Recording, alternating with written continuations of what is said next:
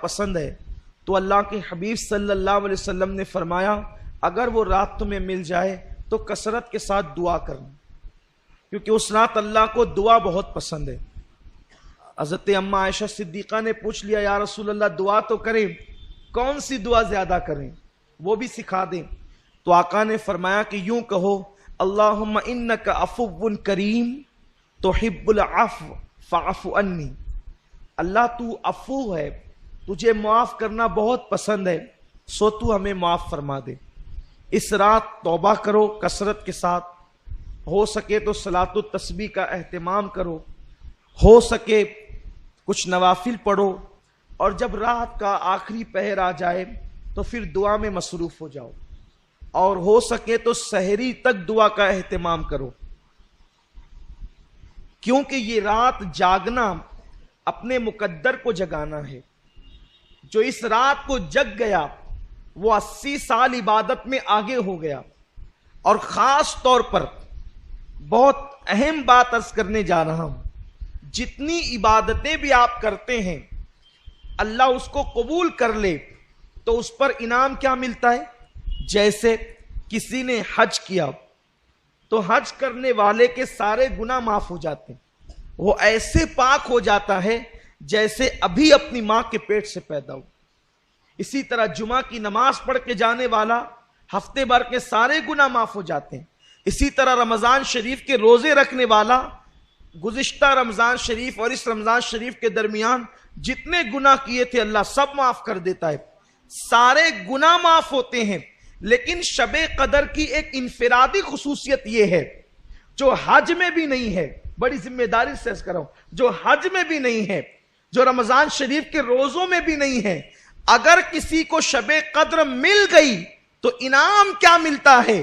آقا فرماتے ہیں اگر کسی کو شب قدر ملے اور وہ اس میں عبادت کر لے تو اللہ انعام کیا عطا کرتا ہے؟ جتنے گناہ کیا ہے وہ بھی معاف کر دیتا ہے، اور جو ابھی کیا نہیں ہے کرنے والا ہے اللہ اس کو پیشگی معاف فرما دیتا ہے۔ کتنا بڑا کرم ہے۔ لیکن شب قدر ملنا چاہیے، اور وہ متعین نہیں ہے، لیکن ہم تو بس اللہ پر امید کرتے ہوئے جو ہے وہ شب قدر میں عبادت کرتے ہیں۔ اللہ فرماتا ہے خیر من الف شہر، یہاں تک آپ نے سنا، اب یہ 1000 مہینوں سے افضل ہے، برابر نہیں افضل ہے۔ پھر فرماتا ہے تنزل الملائکہ والروح، اور اس رات فرشتے آتے ہیں اور جبریل علیہ السلام آتے ہیں، اور کیا کرتے ہیں؟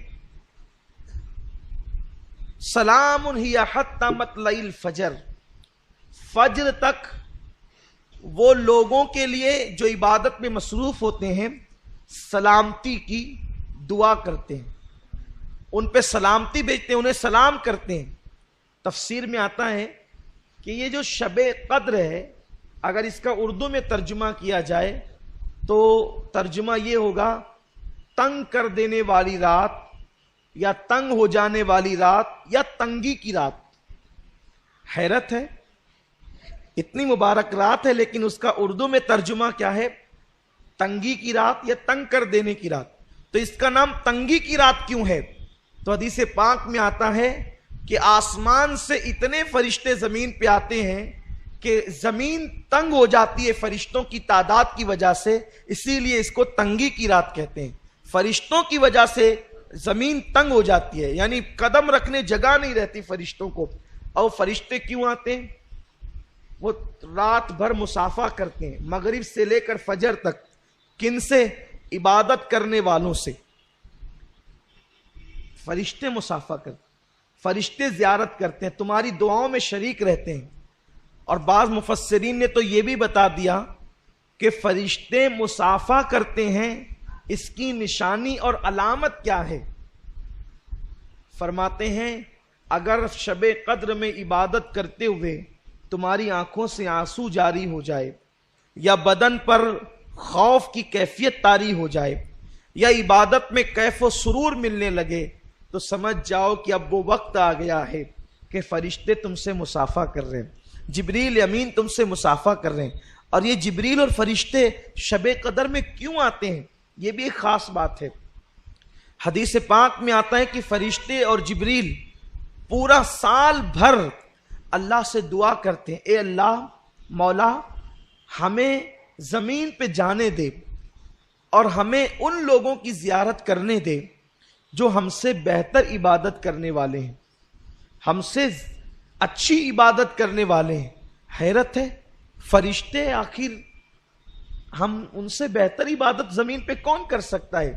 تو فرمایا گیا ہم کچھ ایسی عبادتیں کرتے ہیں جو فرشتوں کے بس میں نہیں ہے. وہ عبادتیں کیا ہے؟ وہ عبادت ہے رشتہ داروں کے ساتھ صلہ رحمی کرنا، محتاجوں کی مدد کرنا، صدقہ دینا، بیماروں کی عیادت کرنا. حتیٰ کہ یہ عبادت کہ اگر تمہارا بچہ سو رہا ہے اور اس کے بدن پر چادر نہیں ہے تو اس کے بدن پر عذرائے شفقت چادر ڈال دینا، یہ بھی عبادت ہے. یہ فرشتوں کے بس کی نہیں ہے. روایتوں میں آتا ہے اگر تمہارا بچہ سو رہا ہے، وہ چادر پھینک دیا، تم نے چادر اس کے اوپر اڑا دیا تو بھی اللہ تمہاری مغفرت فرما دیتا. فرشتوں کے بس کا نہیں ہے وہ، کیونکہ فرشتوں کی تو اولاد ہی نہیں ہے، فرشتوں کا بھائی نہیں ہے، وہ صلہ رحمی کس کے ساتھ کریں گے؟ فرشتوں کی بیوی نہیں ہے، وہ محبت کس کو دیں گے؟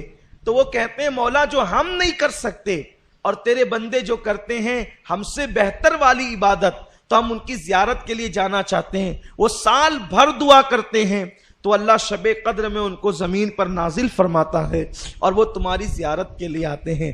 انسان تو کتنا خوش نصیب ہے، اگر تو صلہ رحمی کرے، لوگوں سے پیار کرے، اگر تو لوگوں سے محبت کرے تو تیرا مرتبہ کتنا بڑھ جاتا ہے کہ اللہ کے معصوم فرشتے تیری زیارت کے لیے آتے ہیں، تجھ سے مصافحہ اور تجھے سلام کرنے کے لیے آتے ہیں. پیارے آقا صلی اللہ علیہ وسلم کے پیارے دیوانوں، آج لیلۃ القدر ہے انشاءاللہ اللہ نے چاہت. اور شب قدر کب ہوتی ہے ایک راز ہی کھول دوں تاکہ پتہ چل جائے. فرمایا صوفیاء کرام نے کہ جس رات تو دل کی گہرائی سے اخلاص کے ساتھ عبادت کر، وہی رات تیرے لیے شب قدر ہے. شب قدر میں بھی سوتا پڑا رہے تو کیا ملے گا؟ شب قدر میں گناہ کرے تو کیا ملے گا؟ شب قدر میں ہاتھ باندھ کر نماز میں کھڑا رہے اور تیرا دل و دماغ کاروبار میں رہے تو کیا ملے گا؟ اور اگر تو نے 2 رکعت نماز کسی رات میں دل کو حاضر کر کے اس کی محبت میں پڑھ لیا تو وہی تیرے لیے شب قدر ہے. اس لیے آج کی رات ہمیں عبادت میں گزارنا ہے.